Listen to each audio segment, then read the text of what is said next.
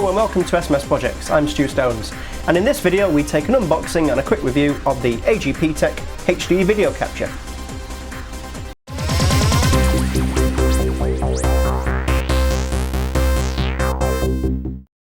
So why did I buy such a device?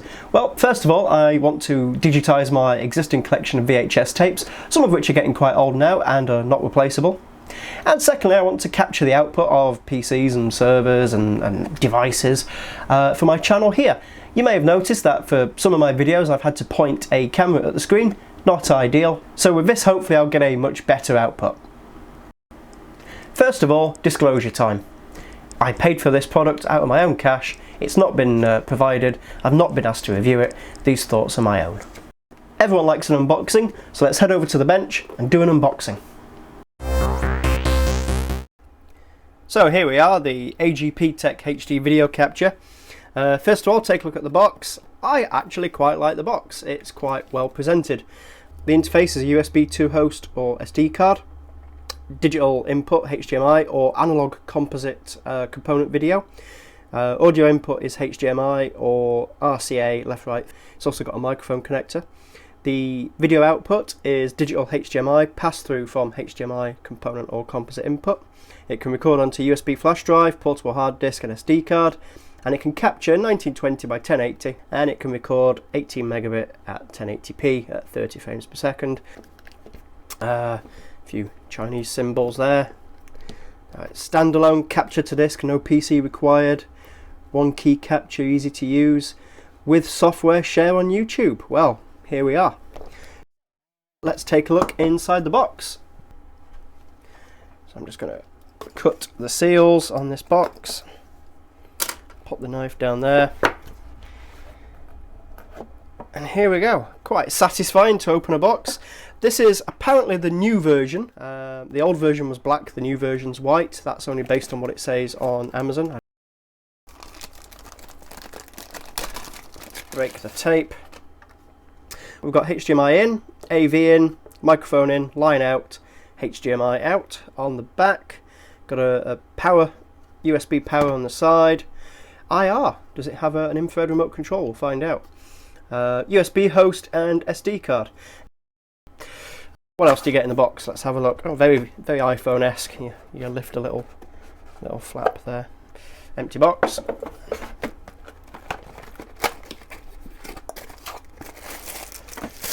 Power supply. Very crinkly there. Let's get that out of the way.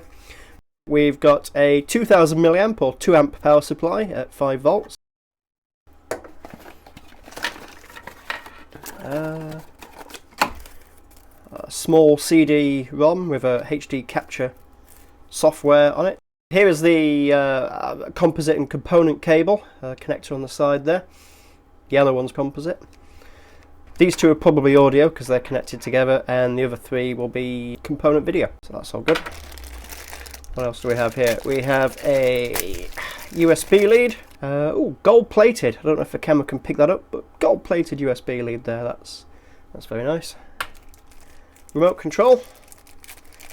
The other versions of this that I've seen don't appear to have a remote control. It's got a button cell in there, and I can pull the cellophane out when I'm ready to activate it. And finally, an instruction book with a Quickstart guide and some information there. Let's have a look at the Quickstart guide.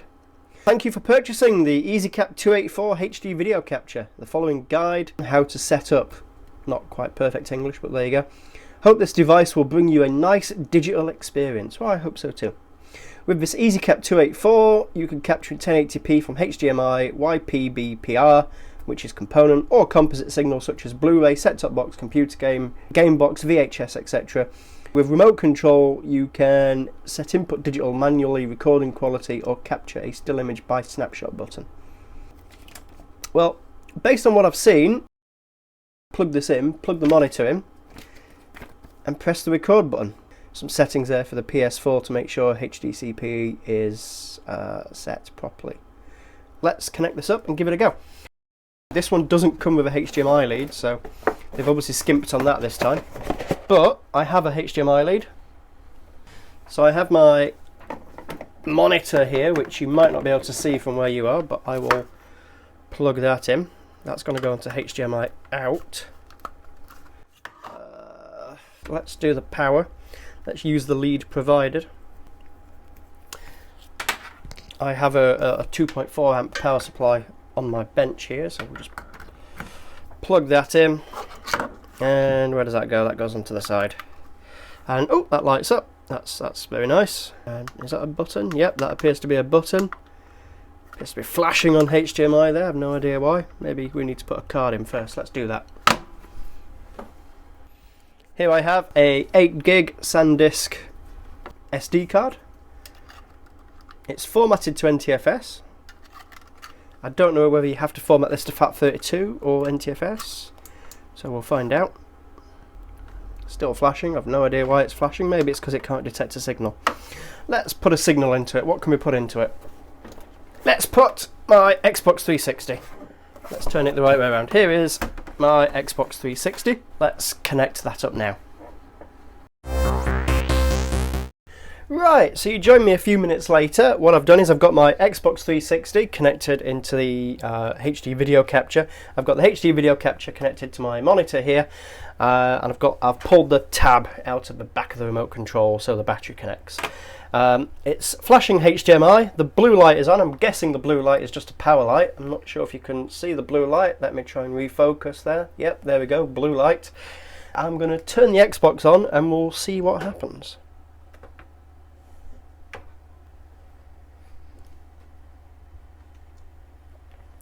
Okay, the HDMI light has gone solid, and there's the Xbox 360 on my monitor.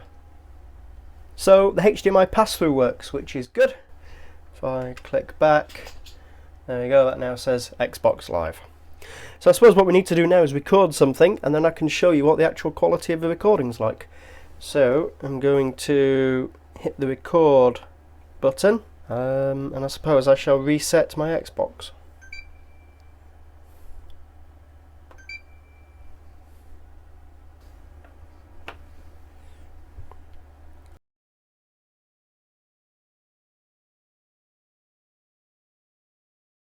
So here we are now in Xbox Live. Well, it's not Xbox Live because it's not connected to the internet, but here are the menus on the Xbox. I can do things. Yes, that's all good. Some people there. So there we go. So that is a 1080p recording. I've not got any games to show you at the moment because I've had to dig my Xbox out of retirement to put this video together. But that's recording in high def. So to stop recording, you simply press record stop again. The red light flashes a few times, probably because it has to clear the cache or flush the data to disk, and then it's done. So what about recording in standard definition? What have we got for that? So what I've got connected up now is a Sony VHS video recorder with a SCART to RCA breakout cable. That's plugged into the RCA cable provided. What I have here is the making of the Terminator and Terminator 2 on VHS. The kids of these days might not know what a video or VHS is, but here is a VHS tape. PG there, so suitable with parental guidance. What I'm going to do is prep the video ready to go, popping that into there. I'm going to put the AGPTEK onto CVBS, I think. I'm going to pop the video in and we'll see what pops up on the screen. Well, look at that. If anything, this is actually a very, very good SD to HD upscaler. Let me just adjust the camera here so you can see some high quality standard def action there on VHS tape. I'm not going to show too much of this because of copyright restrictions, but let's see what it looks like when it's been recorded.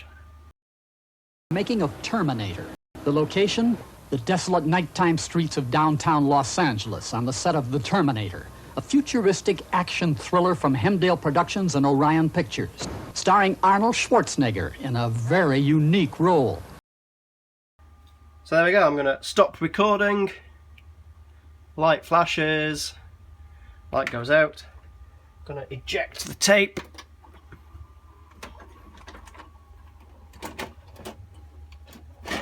That tape may never be played again, but there we go. So that was standard def video.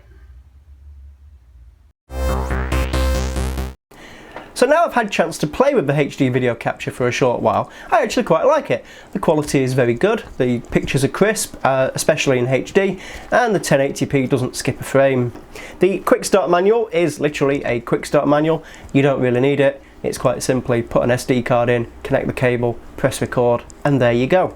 It would appear that any formatted card will work, or disc will work, as long as it's not formatted to exFAT. So the NTFS formatted SD card that I was using worked absolutely fine, but you can also use FAT32. You can plug in a USB hard drive to record to rather than an SD card or a USB flash drive.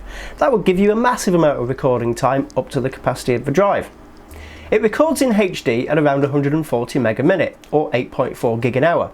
The files auto rotate after 2 gig, or 15 minutes or so, at which point it simply creates a new file. I've not seen any dropped frames, however, and was able to stitch the files together quite easily. It records in standard MP4 files, very easy to edit and including videos such as this one. Standard def resolutions from 480p all the way up to high def resolutions of 1080p are supported.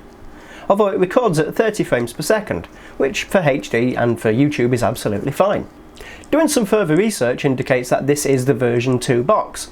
The version 1 box, apart from being black and had a USB slot on the front rather than an SD card and a USB slot, included a HDMI cable. So if you were hoping to get a free HDMI cable, you don't get it with this version. However, you do get the breakout cable for composite and component video. And for the price I paid for it on Amazon, I think it's really good value for money. If you're into capturing your games or converting VHS tapes or anything really involving video capture of standard def or high def, but not 4K, then I would really recommend this piece of kit. So that's it now for another video. If you liked it, give it a thumbs up. If you've not subscribed, please consider subscribing. I've got plenty more unboxings and tech videos to do. So until then, thanks for watching.